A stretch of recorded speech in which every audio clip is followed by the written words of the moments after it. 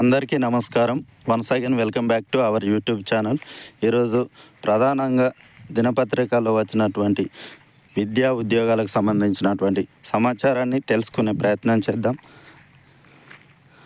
డిఎస్సిపై సర్కారు ఆరా, ప్రశ్నలు పునరావృతం కావడంపై విచారణ, బాధ్యులెవరో తేలితే చర్యలు తీసుకునే ఛాన్స్, ప్రాథమిక కీపై 28,000కు పైగా అభ్యంతరాలు, పేపర్ లీక్ ప్రశ్నే ఉత్పన్నం కాదన్న విద్యాశాఖ. ఇక నమస్తే తెలంగాణలో ఈ ఆర్టికల్ను చూడవచ్చు. డిఎస్సి పరీక్షలో ఒకరోజు వచ్చిన ప్రశ్నలు మరో రోజు రావడం, ఇలా 19 ప్రశ్నలు పునరావృతం కావడంపై సర్కారు ఆరా తీసింది. ఈ అంశంపై నమస్తే తెలంగాణలో డిఎస్సి పేపర్ లీక్ అన్న శీర్షికన ప్రత్యేక కథనం ప్రచురితమైంది. దీనిపై ప్రభుత్వ పెద్దలు సహా విద్యాశాఖ ప్రిన్సిపల్ సెక్రటరీ బుర్రా వెంకటేశం ఆరా తీశారు. ప్రశ్నలు పునరావృతం కావడంపై పాఠశాల విద్యాశాఖ పరిశీలిస్తుంది. ఈ తప్పిదం ఎలా జరిగింది అని, ఇందుకు బాధ్యులెవరు అన్న కోణంలో విచారణ జరుపుతుంది. ఈ విచారణ అనంతరం బాధ్యులైన వారిపై చర్యలు తీసుకునే అవకాశం ఉన్నట్లు తెలిసింది. అయితే పేపర్ లీక్ వార్తలపై పాఠశాల విద్యాశాఖ ఒక ప్రకటనలో వివరణ ఇచ్చింది. విద్యాశాఖ విడుదల చేసిన డిఎస్సి ప్రాథమిక కీపై భారీగా అభ్యంతరాలు రావడం గమనార్హం. అయితే ప్రాథమిక కీని సవాలు చేస్తూ అనేక మంది అభ్యంతరాలను సమర్పించారు. దాదాపు 28,500 అభ్యంతరాలు వచ్చినట్టు విద్యాశాఖ వర్గాలు వెల్లడించాయి. జూలై 18 నుంచి ఆగస్టు 13 వరకు నిర్వహించినటువంటి డిఎస్సి పరీక్షల ప్రాథమిక కీలను ఈ నెల 13న విద్యాశాఖ విడుదల చేసింది. దీనిపై అభ్యంతరాలు తెలిపేందుకు ఈ నెల 20 వరకు గడువును ఇచ్చారు. ఈ గడువు మంగళవారం సాయంత్రంతో ముగిసింది.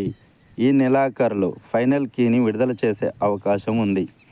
ర్యాంకులు ఫలితాలను ప్రభావితం చేయవు. ఈవి నరసింహారెడ్డి. డిఎస్సి పరీక్షను ఆన్లైన్లో నిర్వహించామని, ఎక్కడ పేపర్ లీక్ అనే ప్రశ్న ఉత్పన్నం కాదని పాఠశాల విద్యాశాఖ డైరెక్టర్ ఈవి నరసింహారెడ్డి ఒక ప్రకటనలో పేర్కొనడం జరిగింది.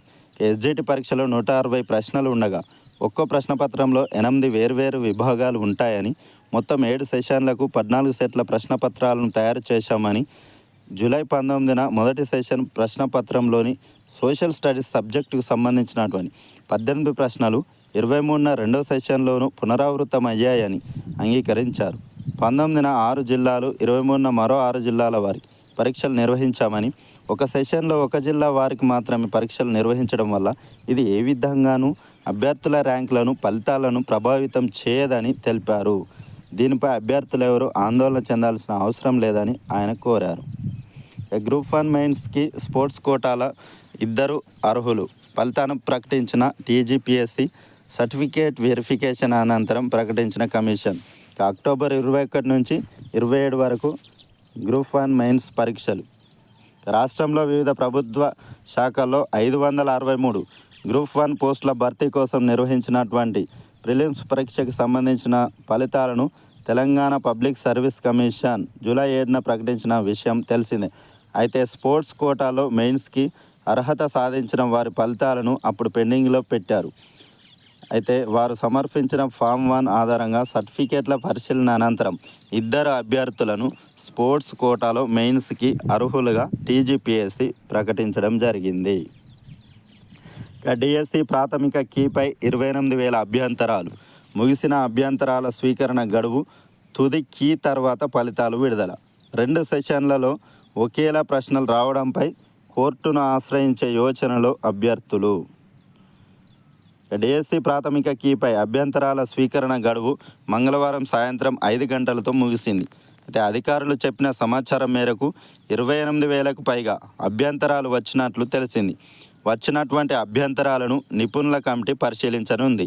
వారం రోజుల్లో తుదికి విడుదల చేసి వెంటనే డిఎస్సి ఫలితాలను ప్రకటించే అవకాశం ఉంది.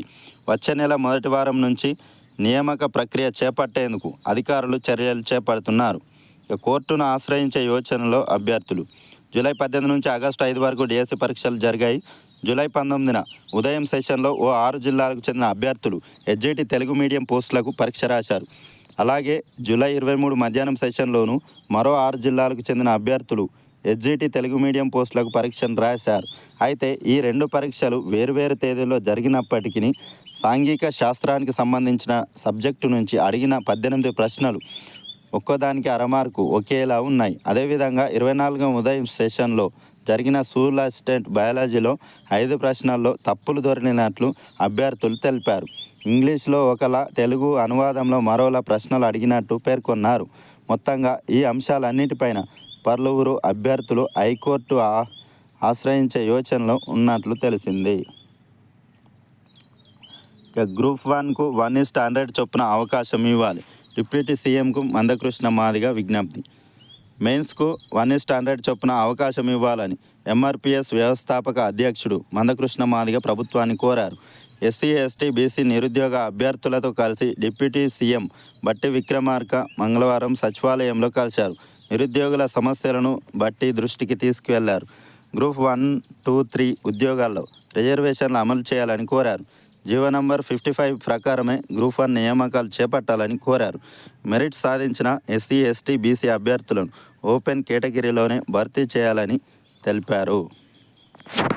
ఉపాధ్యాయ సర్దుబాటు ఎప్పుడో విద్యార్థుల సంఖ్యకు అనుగుణంగా హేతుబద్ధీకరణకు ఎదుగులు గ్రీన్ సిగ్నల్ ఇవ్వని విద్యాశాఖ నష్టపోతున్న పేద విద్యార్థుల సంఖ్యకు అనుగుణంగా టీచర్లు ఉండేలా హేతుబద్ధీకరణ చేయాల్సిన విద్యాశాఖ కనీసం పిల్లలు అధికంగా ఉన్న చోట్ల తాత్కాలికంగా సర్దుబాటు చేయడంలోనూ నిమ్మకు నీరెత్తినట్లు వ్యవహరిస్తోంది. బళ్ళు తెరిచి 2.5 నెలలు కావస్తోంది. సాధారణ బదిలీలు, పదోన్నతుల ప్రక్రియ పూర్తయింది. అయినా ఉపాధ్యాయుల సర్దుబాటుపై మౌఖిక ఆదేశాలు ఇవ్వడం లేదు. మార్గదర్శకాలు జారీ చేయాలని భావించినా దానిపైన నిర్ణయం తీసుకోవడం లేదు. ఫలితంగా ఎక్కువ పిల్లలు ఉన్న చోట తక్కువ మంది టీచర్లు, ఎక్కువ ఉపాధ్యాయులు ఉన్న బడుల్లో తక్కువ విద్యార్థులు ఉన్న పరిస్థితులు పలుచోట్ల నెలకొన్నాయి. దీంతో పేద విద్యార్థులు నష్టపోతున్నారని నిపుణులు ఆందోళన చెందుతున్నారు.